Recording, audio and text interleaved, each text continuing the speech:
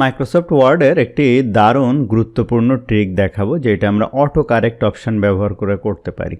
ধরুন আপনি একটা প্রতিষ্ঠানে জব করেন, যেমন আমি ডেস্কোতে জব করি। এখন আমার প্রতিদিন বিভিন্ন লেটারে বা বিভিন্ন নোটে বা বিভিন্ন নথিতে এই ডেস্কো বাংলা এবং ইংলিশে লেখার প্রয়োজন হয়। তো বারবার এই জিনিসটা লেখা কিন্তু খুব ঝামেলা। তো আমি যদি মাইক্রোসফট ওয়ার্ডের অটো কারেক্ট অপশানে এই জিনিসটা সেভ করে রাখি, ঠিক এমনভাবে ধরেন আমি এখানে বাংলায় লিখলাম, এভাবে ডেস্কো লিখে স্পেস দিলাম, দেখেন অটোমেটিক চলে আসলো।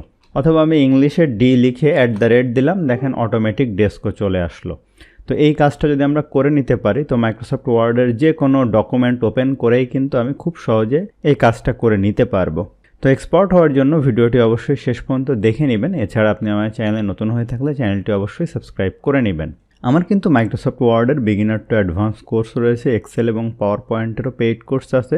ওই সম্পর্কিত জানতে আপনি ভিডিওর ডেসক্রিপশন চেক করে নিতে পারেন। তো চলুন শুরু করা যাক। তো আমার যেহেতু এই জিনিসটা সেট করা আছে, আমরা প্রথমে দেখি কিভাবে এটা রিমুভ করতে হয়, কারণ অনেক সময় আপনাকে রিমুভও করা লাগতে পারে। তো আমি এখন ফাইলে যাব, যাওয়ার পরে অপশানে যাব, প্রুফিংয়ে যাব, অটো কারেক্ট অপশানে যাব। আমি যদি এই যে নিচের দিকে যাই, দেখেন এখানে এই যে এই একটা সেট করা আছে, এই একটা আছে। আমি এই নিচেরটার উপরে ক্লিক করে এখান থেকে ডিলিট দিলাম এবং এটার উপরেও ক্লিক করে যে ডিলিট দিলাম, ঠিক আছে।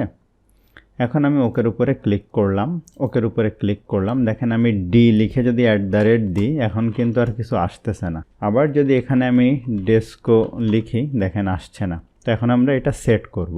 এগুলো সব আমি মুছে দেই, দেওয়ার পরে এই লেখাটা সিলেক্ট করি। করার পরে আমি এখানে ফাইলে যাই, যাওয়ার পরে অপশানে যাই, প্রুফিংয়ে যাই, অটো কারেক্ট অপশানে যাই, দেখেন এই লেখাটা এখানে চলে আসছে।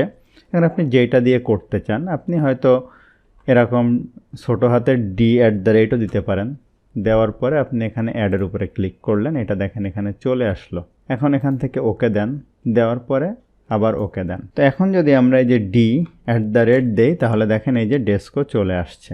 এখন এই বাংলাটাও যদি করতে চাই, তাহলে এটা সিলেক্ট করি, ফাইলে যাই, অপশানে যাই, প্রুফিংয়ে যাই, অটো কারেক্ট অপশানে যাই, এটা এখানে আসছে।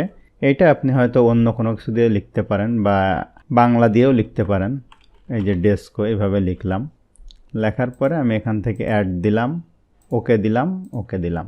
এখন নিচে যাই, যাওয়ার পরে এখানে আমি বাংলায় ডেস্কো লিখি, এই দেখেন চলে আসছে, এই যে চলে আসতেছে।